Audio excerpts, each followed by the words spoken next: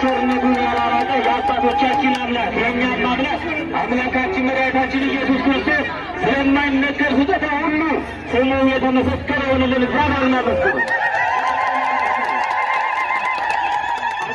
ተከፈታ አድርጉና ከዚህ በመቀጠል የደብሩ ሊቃውንት ያሬዳዊ ዜማ የሚያቀርቡበት ሰዓት ስለሆነ ሁላችንም በያለንበት ሆነን በእልልታ በጭብጫቦ እግዚአብሔር እናመሰግናለን። እግዚአብሔር ከሁላችን ጋር ይሁን።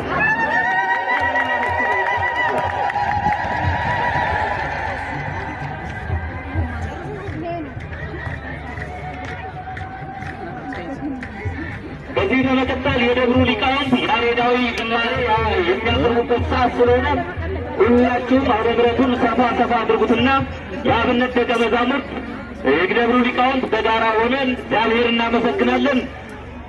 እንድናመሰግነው